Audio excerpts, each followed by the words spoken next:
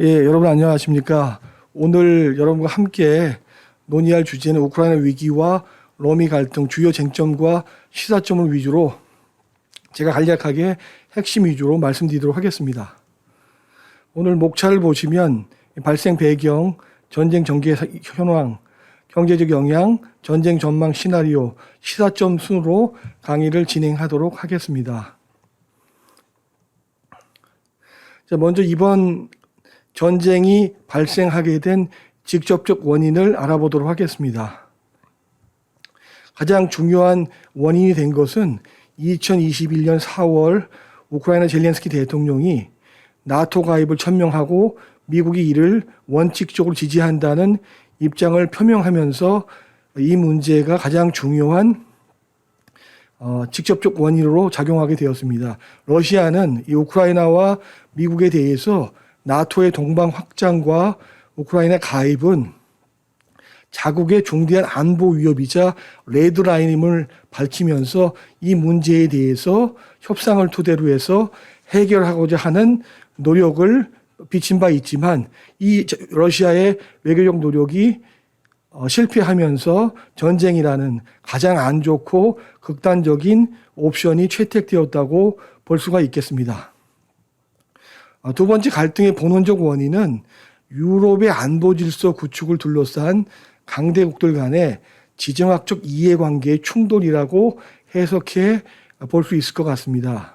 미국의 입장에서는 대서양 동맹을 보건 및 강화하고 동유럽 지역의 안보 확립을 지원하는데 국익을 설정한 반면 러시아 입장에서는 나토의 동방 확장을 저지하고 과거의 한 국가였던 탈소비에트 국가의 이탈을 방지하는데 국익의 우선순위를 설정해 놓고 있었기 때문에 강대국 간의 지정학적 이해관계의 충돌의 결과로서 전쟁이 발생한 측면이 있다고 볼 수 있겠습니다. 다만 안타까운 것은 이 강대국 사이에 끼어 있는 그 우크라이나 현실이 참으로 저희를 좀 힘들게 하고 있죠. 강대국 사이에 끼어서 자기의 안보 문제에 있어서 자기의 입장이라든지 자기의 처한 현실을 스스로 해결하지 못하는 문제가 생김으로 인해서 전쟁이라는 크나큰 상처를 입게 된 우크라이나가 바로 강대국의 이해관계 속에 있는 중간국의 서름이라고 우리가 볼 수 있을 것 같습니다. 자, 이것을 러시아의 논리로 한번 해석해 볼 필요가 있습니다. 제가 러시아를 편드는 게 아니고 러시아라는 국가가 왜 이 현대 사회에서 전쟁이라는 이 말도 안 되는 옵션을 채택하고서 많은 인명 피해를 낳으면서 국제사회와 척을 질 정도로 문제가 불거졌음에 불구하고 이 전쟁을 지속하고 있을까를 우리가 러시아 입장을 제대로 해석해야만 앞으로의 전망이라든지 우리가 보는데 도움이 될 수 있기 때문에 러시아는 왜 어떤 논리로 이 전쟁이라는 극단적이고 가장 안 좋은 카드를 선택했을까를 이해하는 것이 중요하다고 생각합니다. 먼저 이 러시아의 논리는 두 가지 측면에서 우리가 확인해 볼 수 있습니다. 첫째는 역사적 맥락입니다. 역사적으로 보면 2021년 12월 30일은 소비에트 연방이 해체된 30주년 기념일에 푸틴은 기자회견을 토대로 해서 이 소비에트 연방 해체가 가장 큰 지정학적 재앙이다고 강조하면서 다시는 이런 일이 있어서는 안 된다고 강조하면서 러시아 국가의 안보를 강조한 바 있고요. 또 우크라이나의 나토 가입과 러시아 영향권 이탈은 러시아 입장에서 보면 푸틴이 집권 이후 계속적으로 주창해왔던 강대국 건설 전략과 배치되는 거고요. 또 과거의 한 형제 국가였던 동슬라브 민족 국가가 분열됨으로써 서부의 완충지대를 상실하면서 안보 위협이 극대화되는 시나리오라는 점이 주목할 만한 지점이라고 볼 수 있고요. 또 서방에 대한 러시아의 30년 동안 쌓여왔던 불만의 표현이라고 보실 수 있겠습니다. 1990년도 독일 통일을 소련이 승인할 당시 미국의 제임스 베이커 국무장관은 통일 독일에 나토군이 배치되더라도 1cm 라도 동쪽으로는 확장하지 않겠다는 약속을 무시했다는 것. 그다음에 1997년 이후에 미국의 클린턴 행정부의 결정으로 나토가 5차례나 동방 확장을 했는데 그중에 푸틴 대통령 재임 기간에 4차례 동방 확장을 당시만 하더라도 국력이 부족했기 때문에 그냥 바라볼 수밖에 없었던 역사적인 아쉬움이 있었고요. 또 러시아가 또 하나의 논리로 만드는 것은 1999년도에 유럽의 안보 헌장에 위배된다는 점입니다. 이게 뭐냐 하면 한 국가가 자국의 안보를 지키기 위해서 다른 국가의 안보를 침해하면 안 된다라는 논리거든요. 러시아가 우크라이나의 안전 보장을 위해서 러시아의 안보를 위배하면 안 된다는 논리로서 서방에 대해서 강한 불만을 표시했던 근거라고 보시면 되겠습니다. 두 번째 논리는 정치적 맥락이 있습니다. 러시아가 푸틴이 강경한 대외 정책을 쓰는 이유 중에 하나는 정권 안정과 공고화를 토대로 해서 2024년에 대선 과정에서 우호적 환경을 조성하고 2036년까지 장기 집권의 발판을 마련하고자 하는 측면이 있습니다. 국내 정치적 측면이죠. 또한 대외적 요인을 보자면 러시아의 대외적 입지를 강화하겠다는 목표도 있습니다.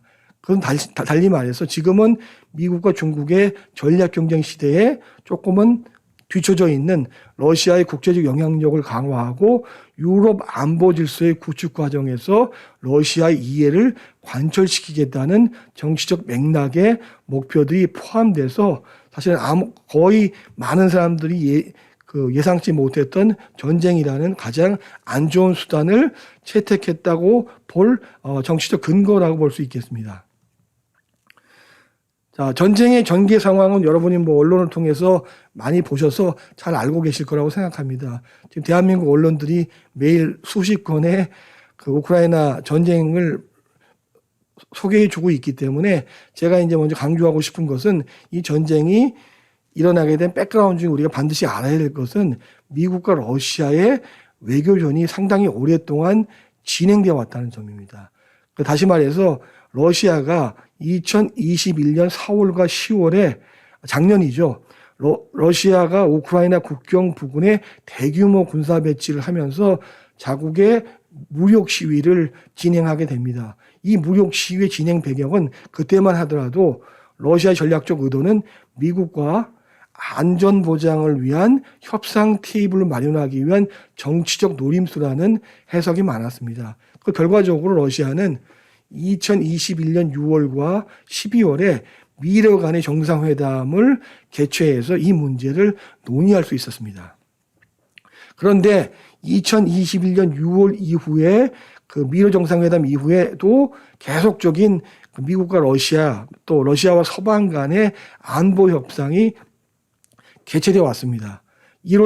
올해 1월 10일에는 미러 외무차관회담, 1월 12일에는 러시아 나토 회담, 1월 13일에는 러시아 유럽 안보협력기구 회담 등 대략적으로 보더라도 약 8개월간의 미국과 러시아의 외교전이 진행되어 오다가 2월 24일 날 러시아가 전쟁이라는 극단적인 카드를 쓰게 된 것이죠. 제가 좀 안타까운 것 중에 하나는 이것을 외교적으로 해결하면 참 좋았을 것이라는 걸 제가 이 타임라인을 보면 느꼈는데 러시아가 왜 이렇게 말도 안 되는 전쟁이라고 일으켰을까라고 우리가 좀 고민하고 그 내용은 조금 이따가 말씀드리도록 하겠습니다. 결국 러시아의 우크라이나 침공이 시작되는데 약간의 포인트를 우리가 볼 건 뭐냐 하면 2022년 2월 20일에 러시아 국가안보위원회가 긴급 소집됩니다. 오전까지만 하더라도 사실은 미러 3차 정상회담 기대감이 컸는데 갑자기 오후에 상황이 바뀌어갖고 긴급 국가안보위원회가 소집돼서 우크라이나 위기에 대한 대응 방안을 결정하게 됩니다. 그래서 22일 날 푸틴 대통령이 서명을 하게 되죠. 우크라이나에 있는 돈바스 지역 2개 친러 공화국의 독립을 공식적으로 승인하면서 평화유지군을 파병할 걸 지시하면서 우크라이나 사태가 전쟁 상황 직전으로 전환되게 됩니다. 그러다가 이틀 뒤인 2월 24일 날 러시아의 우크라이나에 전면 침공이 개시됩니다. 이 푸틴이 내세웠던 명분은 돈바스 지역에 거주하는 러시아 주민을 보호한다는 명분으로 전쟁이라는 표현 대신에 특별 군사 작전을 개시한다고 선언하면서 전쟁을 승인하게 됩니다. 당시 전쟁 개시의 2대 목표는 바로 우크라이나의 탈무장화와 탈나치화라고 보시면 되고요. 핵심 목표는 젤렌스키 정부를 제거하고 친러 정부를 수립하고 나토의 가입을 금지시키겠다는 목표 하에서 전면적인 침공이 시작되었다고 볼 수 있을 것 같습니다. 자, 그렇다면 러시아가 외교적인 옵션을 포기하고 이렇게 전쟁이라는 사실은 인류의 공공의 적이 되는 옵션을 선택한 이유가 무엇일까요? 이게 가장 중요한 포인트라고 볼 수 있는데, 원래 러시아의 우크라이나 대응 플랜은 4가지가 있었습니다.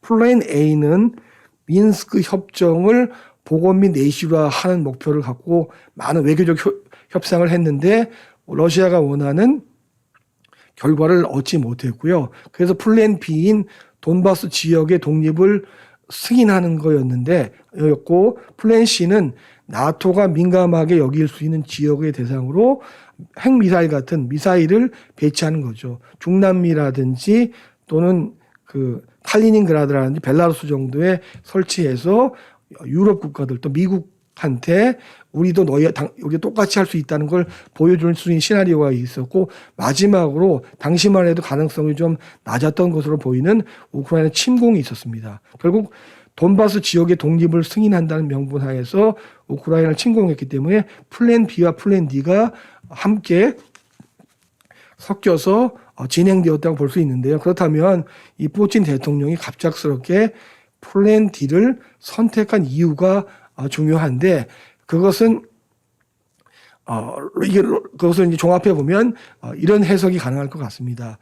푸틴 대통령 앞에는 2개의 선택지가 존재했습니다. 하나는 외교적인 옵션이고요, 하나는 군사적인 옵션이었습니다. 그래서 8개월 동안 끌어왔던 외교적인 협상을 지속하는 것과 아니면 새로운 방법을 토대로 해서 자기가 원하는 국익을 확보하는 군사적 옵션이 있었고요. 이게 국가안보위원회 회의에서 이 문제를 두고서 위원들 간의 격론 끝에 그 군사 옵션이 더 많은 목소리를 내면서 군사 옵션을 채택했는데, 그때 판단됐던 기준 중에 하나가 바로 외교적 수단의 비효율성을 인식했던 거죠. 8개월 동안 미국과 나토와 협상을 해왔지만 러시아가 요구했던 안전보장에 대한 레드라인을 얻지 못했습니다. 더군다나 미국도 서방도 우크라이나 정부의 강경한 입장을 변화시켜줄 수 없다는 걸 깨닫고서 미국과 나토와 우크라이나 입장이 앞으로도 바뀔 수 없다면 외교적 수단을 계속 활용하는 것이 러시아 입장에서는 상당히 비효율적인 옵션일 수밖에 없다는 인식이 강했던 것 같습니다. 두 번째 이유는 러시아가 2021년 10월부터 대규모 군사 배치를 했죠. 우크라이나 국경 근처에 서방 언론에 따르면 15만 명에서 20만 명 정도 되는데 거의 한 5, 6개월 동안 배치를 한 건데, 외교적인 옵션을 채택했을 때 언제 끝날지도 모르는 상황에서 계속 이 대규모의 군사를 배치하는 것에 대한 부담감도 작용했고, 군부의 어떤 강경한 입장을 계속 거부하기가 좀 어려운 측면도 있기 때문에 결국은 대규모 군사 배치를 했다는 것은 강력한 압박을 토대로 해서 원하는 결과를 얻으려고 했는데, 이 압박 수단의 효과에 대한 한계를 인식했다는 측면이 있고요. 세 번째는 러시아의 독특한 군사 안보 전략 개념이 있습니다. 이 군사 안보 전략에 따르면 억지 전략이 서방과는 좀 다른데 이 억지 전략을 활용한 것이 아닌가라는 해석이 가능하다고 보여집니다. 다시 말하면 러시아의 독특한 군사 안보 전략에서 억지 개념이라는 것은 상대방에 대한 선제 타격을 강하게 가해서 공포심을 불러일으킨 다음에 협상을 진행해서 자국이 유리한 쪽으로 결과를 얻어낸다는 접촉 개념의 억지 전략을 사용합니다. 서방에서는 사실은 외교적인 수단이라든지 경제적 인센티브를 주면서 어떤 상대방의 입장을 바꾸려는 노력하는 반면에 러시아에서는 선제 타격을 가한 다음에 충격을 줘서 협상에서의 우위를 만들려는 억지 전략이 작용한 것이라고 해석해 볼 수가 있을 것 같습니다. 자, 러시아의 우크라이나 침공 현황을 살펴본다면 저희 러시아 정부가 처음에 생각했던 것과는 조금은 다른 결과들이 나타나고 있다고 전반적인 분석이 있는 것 같습니다. 러시아는 아마도 속전속결 전략을 토대로 해서 자기가 목표한 바를 이루려는 계획을 갖고 있었던 것 같습니다. 그래서 러시아의 속전속결 전략이 차질과 오판이 생기면서 전쟁이 2달째 접어들고 있는 상황입니다. 거기에 큰 영향을 미쳤던 것은 우크라이나 군대의 능력과 시민들의 결사항전 의지가 지금 작동하고 있는 것 같습니다. 두 번째는 러시아 군대의 전투 계획과 능력의 문제도 발생하는 것 같고요. 또 하나는 국제사회의 강력한 결속과 대러 경제 조치가 취해짐으로 인해서 러시아도 상당히 큰 부담감을 안고 전쟁을 진행하고 있다고 생각합니다. 그것을 반증해 주는 것이 뭐냐? 이 푸틴 대통령의 의도와 행동의 비예측성이 증대하고 있다는 점입니다. 그것은 첫 번째로 푸틴 대통령이 핵무기 부대에 대해서 핵태세 강화 지시를 내렸다는 점인데요. 이것은 서방의 군사적 개입에 대한 하나의 협박이라고 볼 수가 있고요. 두 번째는 처음에 내세웠던 민간인에 대한 피해를 최소화하겠다는 전략을 수정한 것으로 보입니다. 그래서 공격 수위를 강화하면서 전방위적 차원에서 공격을 진행하고 있다는 점입니다. 셋째는 전술핵이 사용될 가능성은 적지만 계속적으로 러시아 국가가 위협에 처해 있을 때는 핵무기를 사용했다는 언급이 러시아 고위 인사들한테 나오고 있는 등 러시아가 돌발적인 군사 행동을 감행할 가능성이 존재한다는 측면에서 우리가 그런 아까 얘기했던 속전속결 전략의 차질과 오판에 대한 근거로서 이 세 가지를 토대로 우리가 해석해 볼 수가 있을 것 같습니다. 지금 현재 러시아의 군사 전략에도 약간의 변화가 발생하고 있는 것 같습니다. 그래서 지금은 수도를 포위하면서 공격의 템포를 좀 조절하는 거 있는 걸로 보이고요. 그 다음에 남동부에 있는 거점 지역, 또 마리우폴 같은 지역을 점령을 시도하기 위해서 선택과 집중 전략을 구사하고 있는 것으로 보입니다. 이 지역이 왜 중요하냐면 돈바스 지역에서 2014년에 강제로 병합했던 크림 반도까지에 연결할 수 있는 육로를 구축하게 된다면 우크라이나를 해상이 없는 내륙 국가로 만들면서 우크라이나를 분할할 수 있는 카드가 되기 때문에 이 군사전략 차원에서의 변화들이 관측되고 있다고 보여지고요.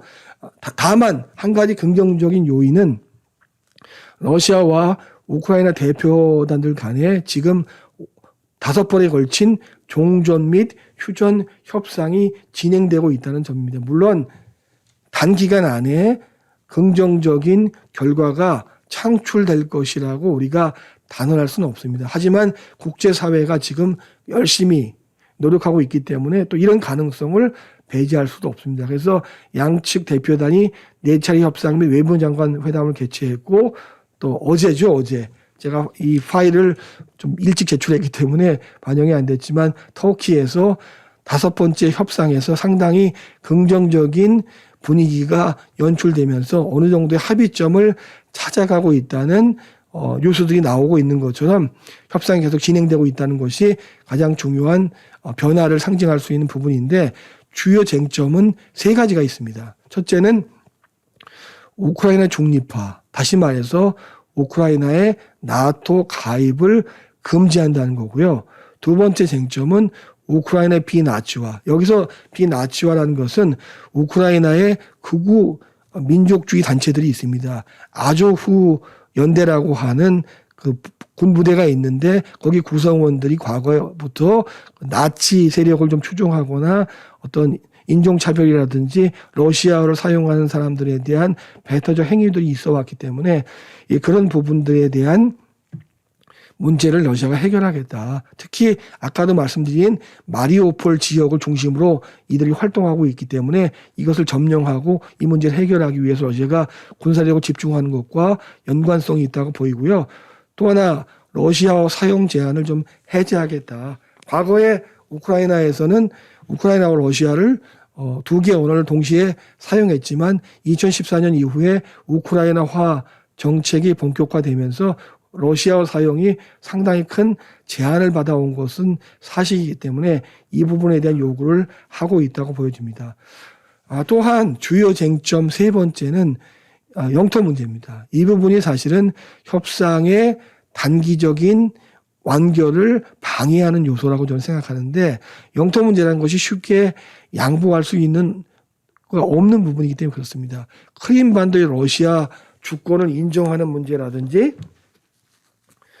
돈바스의 독립을 승인한다는 문제가 이 협상에 있어 가장 걸림돌로 남아 있는데 이 부분을 우크라이나 젤렌스키 대통령이 어떻게 받아들이고 어떻게 협상하느냐에 따라서 종전 및 휴전 협상이 단기간 안에 5월달, 6월달 안에 어느 정도 실마리를 찾을 수도 있고 이게 합의가 안 된다 그러면 이 푸틴 대통령의 성격상 전쟁이 장기화될 수밖에 없는 선택의 기로에 빠져 있다고 보여지는데 제가 미래를 예측하는 사람은 아니지만 앞으로의 그 한 달 정도 짧으면 2, 3주 정도의 전쟁 현황과 협상 진행 과정을 보면서 저희가 이 부분에 대한 가능성을 우리가 좀 기대해 볼 필요가 있다고 생각합니다. 자, 경제적 영향 부분을 말씀드리면 그 세계 경제 차원과 한국 경제 차원에서 핵심적인 이슈들만 제가 말씀드리도록 하겠습니다. 세계 경제 차원에서 가장 중요한 건 결국 인플레이션이죠. 물가 불안이 심화될 수밖에 없는 상황에 와 있다고 보여집니다. 특히 이 저개발국 입장에서 이 문제는 상당히 큰 사회적 문제를 야기시킬 수 있는 중요한 문제라고 보여질 수 있습니다. 러시아, 우크라이나의 주요 수출품이 에너지하고 곡물류인데 특히 곡물 같은 것은 곡물의 가격 상승은 저개발국의 어떤 사회경제에 미친 영향이 클 수밖에 없기 때문에 그 저개발국에서 인플레이션이 추가적으로 급등 시에 정치적 혼란이 발생할 가능성을 배제할 수 없다고 보여집니다.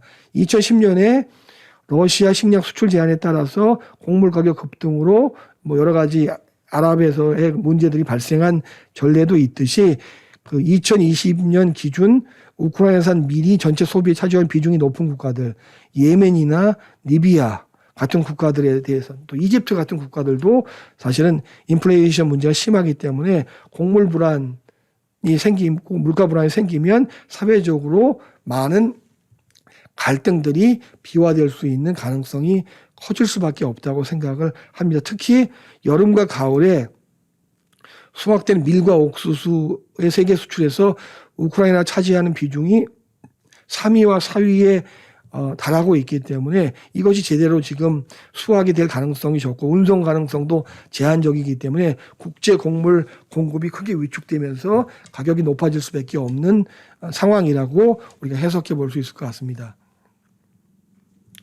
두 번째, 신흥국 및 고소득 국가에는 사실은 식량 가격 상승보다는 에너지 가격 상승에 따른 물가 불안 요소가 더 크게 영향을 미칠 것으로 우리가 해석해 볼 수 있을 것 같습니다. 러시아산 원유 및 천연가스 의존도가 가장 높은 유럽에서 물가 불안이 가중될 수밖에 없다고 보여져서 최근에 유럽에서도 인플레이션이 심화되고 있다는 것이 이를 반증한다고 보여질 수 있겠습니다. 유럽의 천연가스 수입량 중에서 러시아산이 차지하는 비중이 40%를 상회하고 있다는 점이 가장 중요한 근거인데요. 결국 유럽에서도 러시아의 의존도를 바꾸기 위한 노력들이 앞으로 계속될 거지만 단기적으로 이 40%를 바꾸기에는 많은 한계를 갖고 있기 때문에 유럽 입장에서도 우크라이나 전쟁으로 인한 어떤 에너지 가격 상승 또 에너지 의존도를 줄이는 문제는 굉장히 심각하고 중대한 문제로 다가올 수밖에 없지만 현실적으로 이 문제를 해결하기는 쉽지 않은 과제라고 보여집니다. 러시아의 천연가스 총 수출량 중에 약 75%에 달하는 150 BCM 분량이 유럽으로 이 파이프라인을 통해 수출됩니다. 노드스트림, 우크라이나를 통하는 파이프라인, 야말 파이프라인, 투르크스트림을 통해서 가고 있다는 점에서 러시아도 유럽과의 에너지 가치사슬, 이 공급망이 아주 밀접하게 연결되어 있기 때문에 유럽의 입장과 이해를 러시아도 계속적으로 무시하면서 전쟁을 지속하기에는 한계를 갖고 있는 부분들이 바로 요 에너지 관계라고 보시면 되겠습니다. 또 하나 당연히 인플레가 되면 금리 인상 압력이 강해질 수밖에 없겠죠. 인플레이션이 심화되고 안전자산이 선호됨에 따라서 금리 인상 압박이 가중되고 있기 때문에 코로나 사태 이후에 세계 경기 회복세가 둔화될 가능성이 있다고 보여집니다. 인플레이션 대응을 위해서 주요국의 금리 인상 속도가 빨라지거나 강도가 높아질 경우에는 당연히 환율 방어와 자본 유출을 방지하기 위해서 신흥국들의 금리 인상이 압박이 높아질 수밖에 없는데 특히 러시아 루블화 환율과 동족성이 높은 중앙아시아 국가들의 금융시장은 상대적으로 대외경제 충격에 더욱 취약하기 때문에 금융적인 부분에서 문제가 발생할 가능성이 커지고 있다고 보여집니다. 결국 이런 높은 금리로 인해서 그동안 세계 경제의 중요한 이슈였던 코로나 이후의 경제 회복이 둔화되거나 또 각국의 정부의 투자의 정책 효과가 낮아질 가능성이 존재한다는 점에서 이것이 중요한 문제라고 보여집니다. 한국 경제에 있어서는 거시적 및 미시적 영향을 나눠서 볼 수가 있는데요. 거시적인 영향을 보자면 직접적인 영향은 상대적으로 제한적이지만 가격 변동을 통한 간접 영향은 클 수가 있다는 점입니다. 왜냐하면 대러 교육 규모나 교육 구조, 투자 규모나 투자 동기 측면에서 한국 경제 전체에 미치는 직접 영향은 제한적으로 보입니다. 다만 수출입 통제라든지 금융 제재 등으로에 따른 가격 교란 요인이 발생할 수밖에 없기 때문에 이것이 가격과 실물 양자에 영향을 미칠 가능성이 있다고 보여집니다. 미시적인 측면에서 보자면 이 직간접적인 영향은 개별 산업과 기업별로 상이할 수가 있는데요. 특히 중소기업 및 에너지 의존도가 높은 제조업군에 타격을 가할 가능성이 우려되고 있는 상황입니다.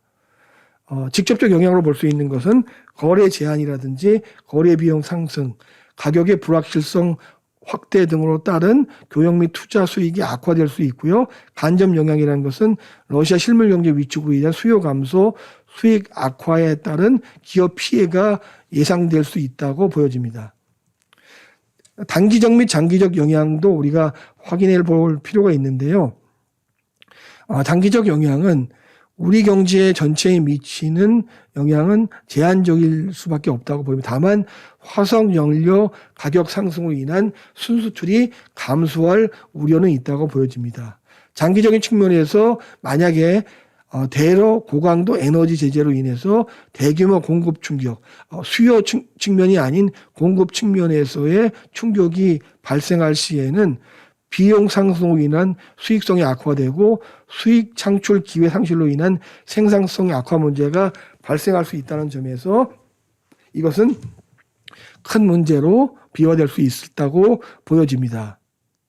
또한 러시아의 실물 경제 위축으로 인한 교육 투자가 당연히 위축될 거고요. 글로벌 교육도 위축되고 또 유럽의 대러 경제 의존도 약화로 인한 교육 구조가 변동될 수 있고 달러 주도의 일국 통화 체제에 대한 부분적인 위협 등이 발생할 수 있기 때문에 글로벌 통상 환경의 변화 가능성이 있기 때문에 이 문제가 장기화 될 때에는 우리의 통상 정책이라든지 여러 가지 경제협력 부분에 있어서 우리가 체크해야 될 포인트들이 많아질 수밖에 없다고 우리가 해석해 볼 수 있을 것 같습니다. 자, 그렇다면 전쟁을 제가 전망하기에는 제가 무속인이 아니기 때문에 정확한 전망을 말씀드릴 수 없지만 약 3가지 정도 시나리오로 전쟁을 전망해 보도록 하겠습니다. 첫 번째 예상 가능한 시나리오는 이게 가장 현실적이고 서방, 미국, 우크라이나, 러시아에게도 가장 현실적인 시나리오인데 푸틴이 머릿속에 어떤 생각을 갖고 있는지를 제가 모르기 때문에 이 시나리오가 반드시 가능성은 높아 보이지만 이게 반드시 이게 된다라고 단언하기는 좀 어려울 것 같습니다. 종전 및 휴전 협상을 진행하면서 합의에 이르는 시나리오입니다. 가장 바람직한 시나리오죠. 하지만 종전 및 휴전 협상이 진행되는 동안에 러시아의 군사적 공격은 지속될 수밖에 없습니다. 왜냐하면 우크라이나 지역에 대한 인적 물적 피해를 확대하면서 러시아 측에 유리한 협상 환경을 조성하겠다는 전략적 의도가 다분히 내포될 수밖에 없기 때문에 그렇습니다. 그래서 러시아가 우크라이나 측에 제안한 합의안을 도출하려는 노력을 시도할 겁니다. 러시아는 우크라이나에 크게 3가지 합의 조건을 강조하고 있어서 이 3가지 합의 조건이 합의를 해줘야만 전쟁을 중단하고 철군할 수 있다라는 입장을 보이고 있기 때문에 그렇습니다. 첫째는 크림반도의 러시아 주권을 인정해달라는 거고요. 두 번째는 돈바스 2개 자치공화국의 독립을 인정해주고 세 번째는 우크라이나가 중립국가가 돼서 나토 가입을 금지해야 된다는 겁니다. 이 중에서 우크라이나 중립화는 합의점을 찾았는데요. 이 영토 문제인 크림반도의 러시아 주권 인정과 돈바스의 독립은 협상이 추가적으로 진행되어야만 어떻게 될지가 판가름 날 것 같습니다. 우크라이나 측도 다행인 것은 이 크림반도 주권의 돈바스 독립에 대해서 조금 어느 정도 완화된 입장에서 의견을 주고 있기 때문에 최근에 젤렌스키 대통령은 영토는 통치 구역에 불과할 뿐이기 때문에 이 부분에 대해서 푸틴 대통령을 만나서 정상회담을 토대로 논의하고 합의 방안을 찾고 싶다고 어떤 발언했기 때문에 이 부분에 대해서도 어느 정도 가능성이 남아 있다고 보여집니다. 다만 세계사적으로 보더라도 영토 문제가 단기간에 합의를 찾는 경우는 드문 경우이기 때문에 전황을 보면서 이 부분에 대한 합의가 어떻게 갈지를 지켜보는 것이 보다 현실적이라고 보여집니다. 두 번째 시나리오는 러시아가 군사적 점령을 계속 시도하는 겁니다. 다시 말해서 이번 사태가 장기화되는 시나리오입니다. 이 시나리오도 저는 현실성이 적지 않다고 봅니다. 왜냐?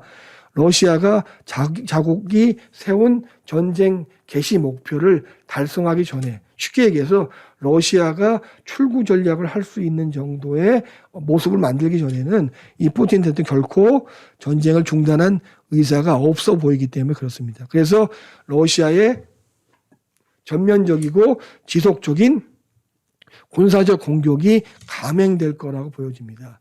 이때 목표는 첫 번째 목표는 우크라이나의 모든 영토를 장악하는 게 목표겠지만 이게 좀 힘들다고 생각하면 우크라이나 동남부 지역을 장악해서 우크라이나를 분단화시키는 목표를 위해서 계속적인 군사적 점령을 시도할 수 있는 것이 두 번째 시나리오입니다. 결국 이것은 젤렌스키 정부의 항복 선언을 받아내겠다는 겁니다. 그 이후에 자기가 점령한 지역에 대해서 친러시아 성향의 괴뢰 정보를 수립하면서 러시아 영향력을 못 받겠다는 목표를 의미한다고 볼 수 있겠습니다. 다만 이렇게 했을 때 문제가 생길 수 있는 것은 우크라이나에 점령된 땅에서 게릴라전이라든지 독립운동이 일어날 수 있기 때문에 관리 비용 문제가 발생할 수 있고 서방의 대러 경제 제재가 추가적으로 심화될 수 있기 때문에 이렇게 되면 서방과 러시아도 경제 제재 전쟁이 계속될 수밖에 없기 때문에 러시아가 안게 되는 부담이 너무 커질 수 있다는 점에서 현실적 가능성이 있지만 어쨌든 러시아 입장에서는 상당히 큰 부담을 안고 가야 되는 시나리오라고 볼 수가 있을 것 같습니다. 자, 세 번째 시나리오는 사실은 가능성이 가장 희박하지만 러시아의 내부 갈등 반발에 따라서 철군하는 시나리오입니다. 전쟁의 장기화 및 첨예화가 물론 전제가 되어 있죠. 서방의 대러 경제 제재의 부정적 파급 효과가 러시아 사회적으로 확산되면서 반전 및 반정부 시위가 확대되고 러시아 사회 내부의 불만이 증대되는 시나리오인데 이 시나리오 현실화 가능성은 단기적으로는 불가능하다고 보입니다. 왜냐하면 푸틴 정부의 지지 세력이 건재하고요.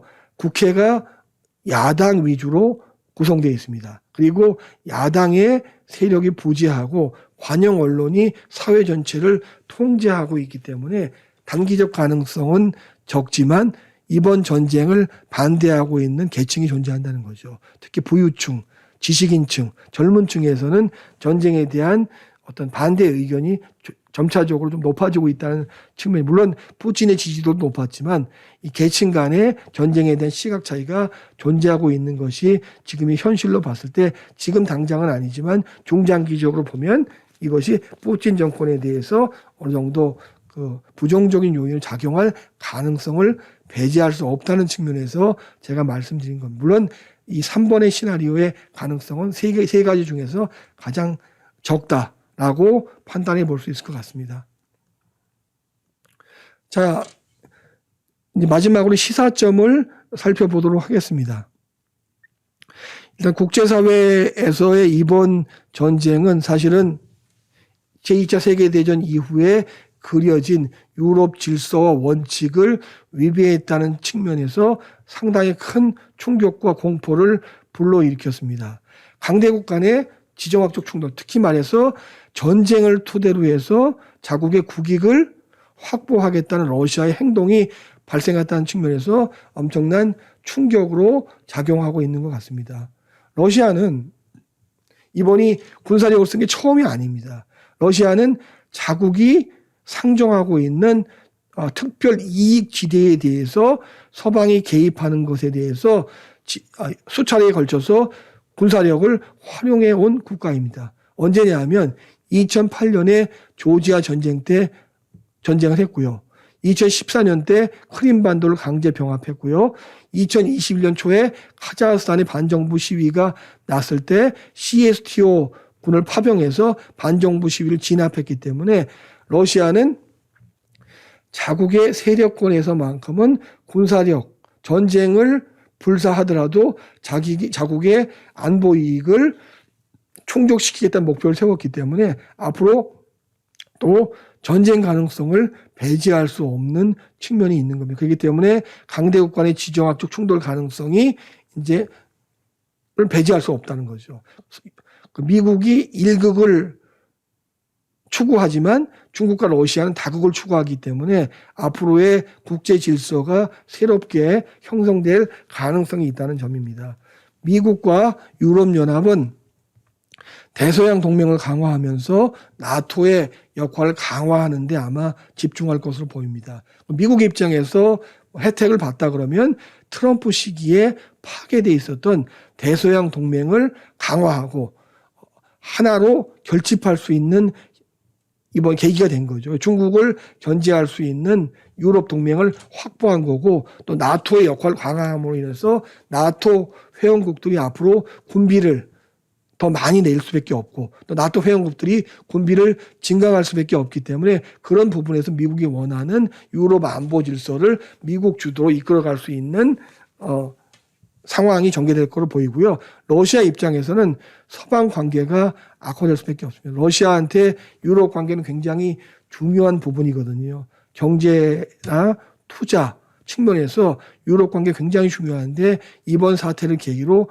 러시아와 유럽 관계가 과거보다는 상당히 안 좋아질 수밖에 없기 때문에 그 대안을 찾기 위해서 러시아는 중국 관계를 강화시켜 나갈 가능성이 있기 때문에 미중 전략 경쟁 시대에 러시아와 서방 관계 악화 및 러시아와 중국 관계 밀착이라는 새로운 국제 질서의 흐름이 다가올 것이라고 우리가 생각해 볼 수 있을 것 같습니다. 두 번째로는 한반도에 대한 시사점인데요. 여러분 잘 보시는 것처럼 우크라이나가 동서의 강대국 사이에서 이번 전쟁의 최대 희생양이 됐죠. 우크라이나 국민들이 난민이 되고 우크라이나의 인프라가 파괴되고 지금도 전쟁의 피해를 입고 있기 때문에 우크라이나가 상당히 좀 불쌍한 상황이 됐는데 우크라이나 대외적 환경과 한반도의 대외 환경이 유사하다는데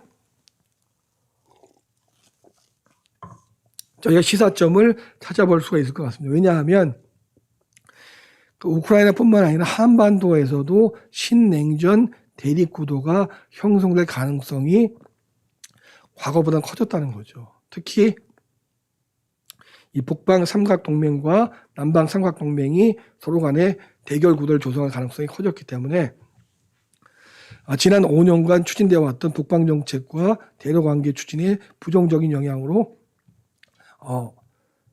작동할 가능성이 크다고 보입니다. 죄송합니다. 두 번째로는